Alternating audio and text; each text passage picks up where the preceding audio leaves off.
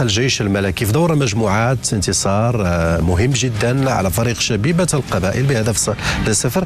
هدف حمزة خابا في حدود الدقيقة 74. هدف مهم جدا عبد الواحد، والذي نفسنا كذلك مع الصعداء رفقة سي محمد السهيل، وحنا كنتابعوا مباراة اللي كانت صعبة على فريق الجيش الملكي. أكيد مباراة مهمة، أهم شيء هو انتصار.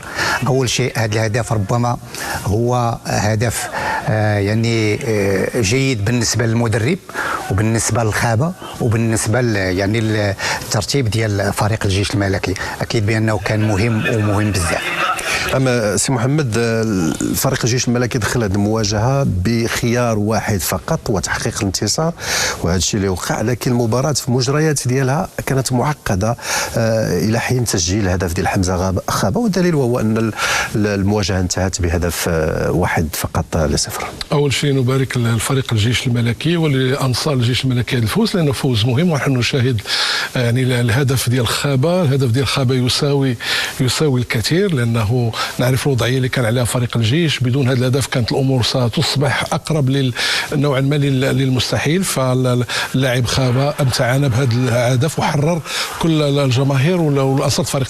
اذا فريق الجيش الملكي كان كيبحث في هذه المباراه على الانتصار، على اول فوز، والفوز جاب البركه ديالو لانه اعطاه الرتبه الثانيه، يعني التحق بالفريق ديال الفريق الكونغولي، واستطاع انه ايضا من خلال يعني الاهداف المسجله فريق الاهداف انه يكون الان في الرتبه الثانيه، وسوف يستقبل على ارضه، بمعنى انه لديه امكانيه انه ايضا اضافه 3 نقاط سوف تسمح بفتح الابواب على مصراعها للتاهل.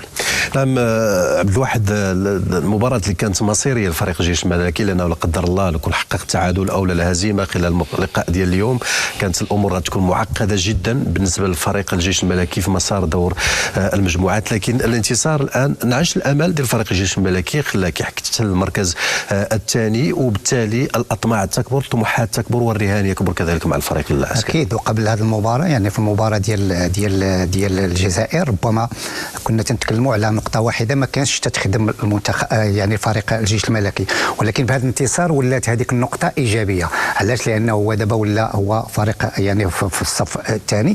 حتى ما نساوش بأنه غياب الجمهور كان مؤثر بالنسبة لفريق الجيش الملكي. لو كان الجمهور كانت المباراة تكون أحسن، ويعني وحتى الحافز ديال الجماهير كانت يعني تنعكس على المستوى ديال اللاعبين. ما اعجبني في هذا الهدف هو اولا رجوع الثقه للخابه، لانه اللاعب خابه وفريق الجيش الملكي على العموم هجوميا يعني عنده مشاكل لانه الدليل هو بانه الهداف ديال فريق الجيش الملكي هو حرمات من وسط الميدان. اذا حتى هاد اللاعبين باقي ما تحرروش، وهذا الهدف ربما يحرر خابه احسن ويعطي اضافه للفريق الجيش الملكي، لانه محتاجين يعني لا الخابه ولا اللاعب اللي خرج يعني مصاب بكل صراحه في الدقائق الاولى. في بعض الاحيان عسى ان تكرهوا شيئا وهو خير لكم، ربما تغيير خابه اللي عطى تسجيل ديال الهدف.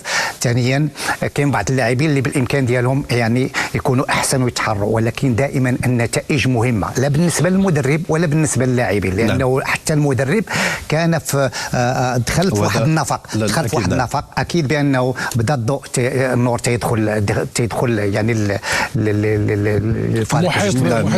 خاصة سي محمد حتى على مستوى كيف ما جعل الانسان عبد الواحد الشمامي، المدرب هو كان تحت الضغط.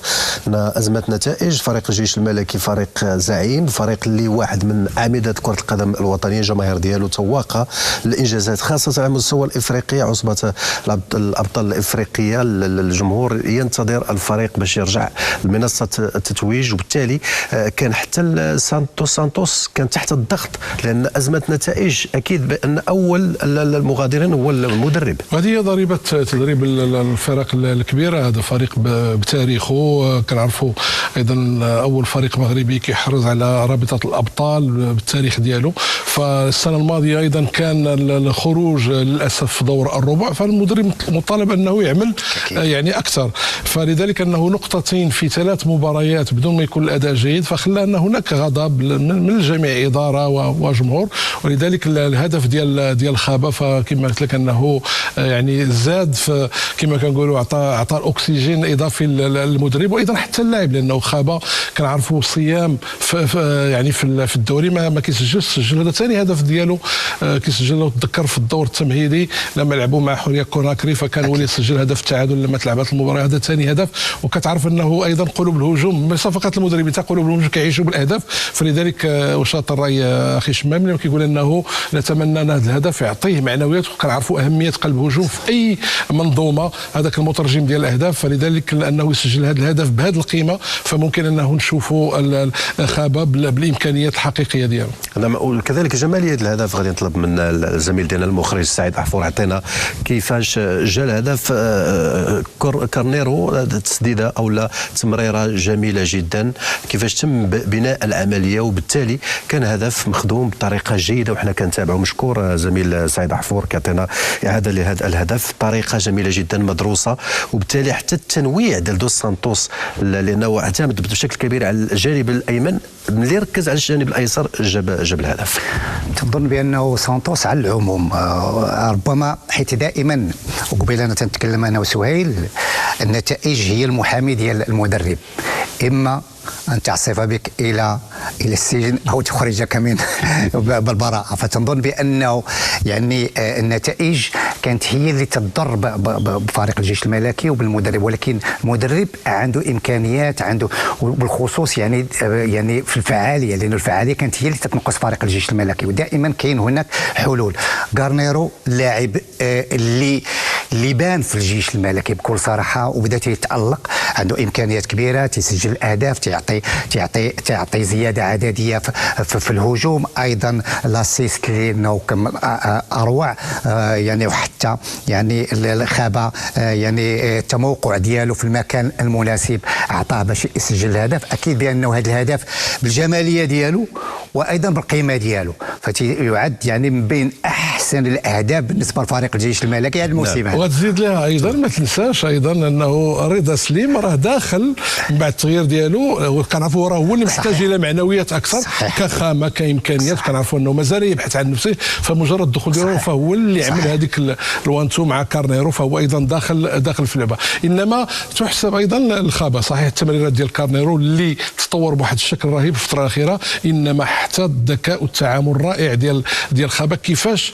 حرك واقلم يعني كما كنقولوا البادي ديالو الجسم ديالو مع التوقيت الضرب. عطانا هدف رائع صراحه. نعم التايمينغ كان مهم جدا. غنرجعوا لملخص المواجهه رفقه محمد السهيل، المواجهه اللي ما كانتش سهله منذ البدايه، دفاع بدني كبير لشبيبه القبائل، والدليل مجموعه من الاصابات، الاصابه ديال قلب الهجوم بوريغا، بعد ذلك اصابات اخرى اللي كانت تقدر تكون باش كانت تقدر تكون مؤثره جدا، وبالتالي عطاتنا واضحة أن المباراة ستكون معقدة وستكون فيها اندفاع بدني ويكون فيها قوة خلال هذه المواجهة. حنا كنعرفوا الحساسيات ديال المباريات اللي كتجمع الأندية ديالنا مع أندية البلد الجار، فلذلك كنعرفوا بأنه هم كيعرفوا جيدا انه قيمه حنا شفناه في مباراه الذهاب، وكنا كنتكلموا على انه امكانيه فوز الجيش والامكانيات على مستوى التركيبه وعلى مستوى كل يعني الامور. للاسف ناسف لغياب ان تجرى هذه المباراه بابواب مغلقه،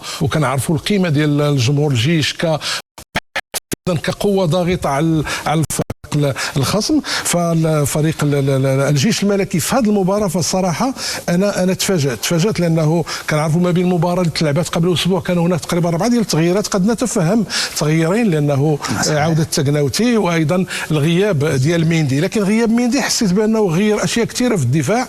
ما عرفتش يمكن الشمامي يدخل معايا في الحوار، لانه كان واضح انه لازم انه عبد الحميد يعني يونس عبد الحميد انه يكون واش التخوف من هذاك البطء ديالو هو اللي خلى انه المدرب يعني عمل دفاع ب3 لاعبين، وهذا الشيء غريب لانك تخلي 3 لاعبين مع قلب هجوم واحد، فهذا الامر كان مؤثر. بمعنى انه هذه المباراه هناك تغييرات يعني باضافه لاعبين جدد، هناك ايضا تغييرات ديال المراكز مراكز اللاعبين، كتشوف باش كان في الوسط مع في اليمين، حتى بالنسبه ايضا اللاعب نوح اللي كنا شفناه ظاهرا، وايضا غتغير طريقه اللعب. فحسيت بانه المدرب كثر على اللاعبين لحسن الحظ انه الفريق المقابل ما كانش بهذيك القوه. وهذا انا غادي نمشي بنفس الملاحظات ديالك، لانه صعيب باش تغير يعني في واحد، وبالخصوص ميندي بدات يقدم مستويات كبيره.